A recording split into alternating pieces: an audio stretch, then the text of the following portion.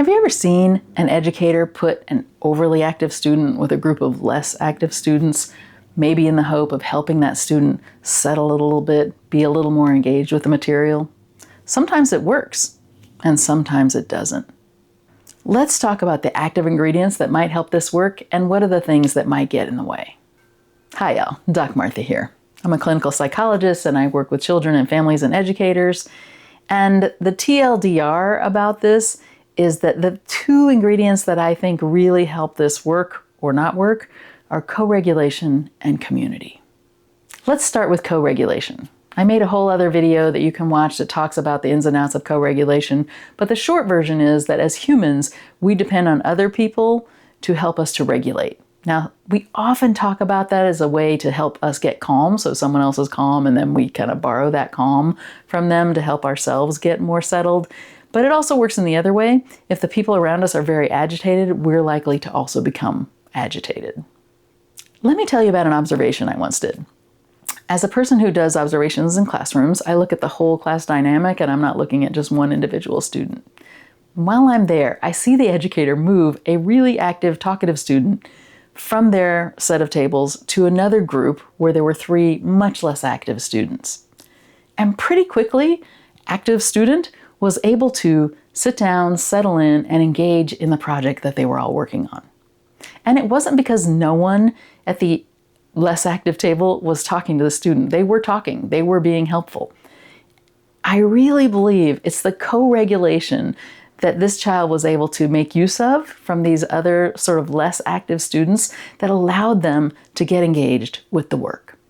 Now, of course, not every teacher does this, and it certainly wouldn't work in every situation, even if they did. What are some other things I've seen?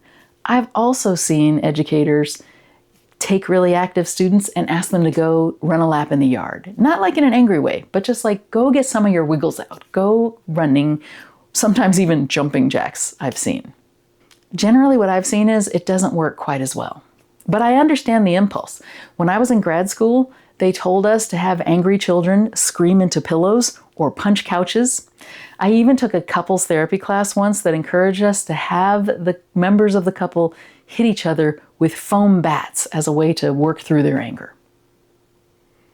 But the current data shows us that that's actually not usually helpful. And I mean, we have the data, but we also have ourselves, right? We have our own understanding of the world. Over the years, many people have told me, I don't like to work out at night because it gets me too amped up and then I have trouble sleeping. Of course, that's not true for everyone, but for some people, that's a real thing. Think about when we see boxers getting ready for a boxing match. They're standing in the corner, they're bouncing on their balls of their feet. Why are they doing that? To help themselves get calm? Probably not. Probably they're trying to amp themselves up a little bit. So having a student run or do jumping jacks might actually give you the opposite of what you're looking for. And even sitting with these other students, while it might help in the moment, might not resolve the underlying cause of the behavior. When I talk with educators about what they think is the underlying cause, often what educators will tell me is that they are trying to avoid their work. And my follow-up question is always, why? Why do we think they're avoiding the work? Thank you for listening so far.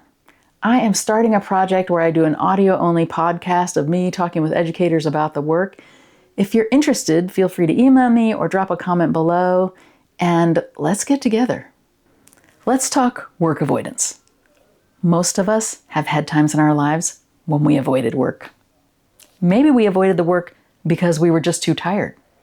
Maybe you live in a place where it snows, and thinking about shoveling that snow just feels like too much effort. You're too tired.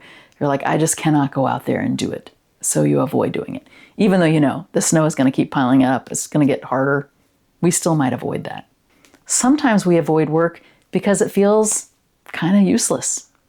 I once worked with a second grade teacher, and at his school there was a mandatory policy around every teacher had to give out a certain number of pages of homework every night, and they had to be graded and used as part of the grade for the students. And so this educator wasn't so sure this was a great idea, and he went to his principal and talked to the principal about it, and the principal said, no, you just have to do it. And so he gave out the homework as he was required, but every time he would think about grading the homework, it felt like busy work. It felt like this wasn't teaching his students anything, and it wasn't a good assessment of where they were. And so every week he would avoid grading that homework. And sometimes we avoid work because we don't understand, because we just don't get it. And so what's going on with our active student? Are they avoiding it because they're tired? Are they avoiding it because it feels like a useless task? Are they avoiding it because they just don't understand?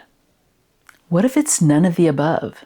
A lot of active student behaviors, so an inability to settle down, walking around the classroom, disrupting other people, interrupting the teacher, interrupting other students, all of those might be symptoms of something else entirely.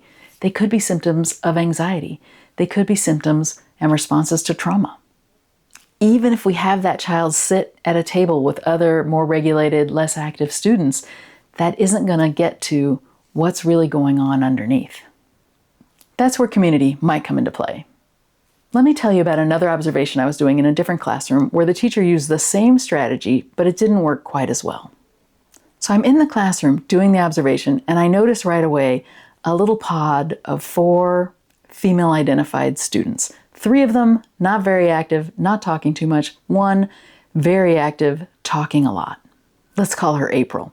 April is struggling. She's struggling with the work. She's struggling to figure out what's going on. She's struggling with even the stuff that she needs to do the project.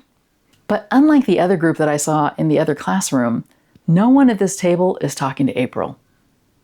They're kind of ignoring her and/or shushing her rather than helping her. After the observation, I'm sitting with the teacher and I ask her kind of what's going on over there. And she says, I don't know what's going on over there. Last year, I did the same thing with Jackson. He really struggled to concentrate and with his focus. And I set him down with 3 girls and he was able to get it together and participate in their group. And they were able to finish their project with no problem at all. I don't know what's happening with April. So I asked her a little bit about Jackson, and it turns out that while Jackson had very similar behaviors in terms of walking and talking and some impulsivity, it was also true that other kids in the class liked him. He was, I don't want to say the class clown, but he made other kids laugh.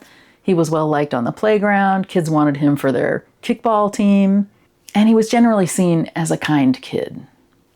Now, I wasn't there last year, so I don't know for sure exactly what happened with Jackson in that group, but I wonder if gender stereotypes are part of what's going on here with April.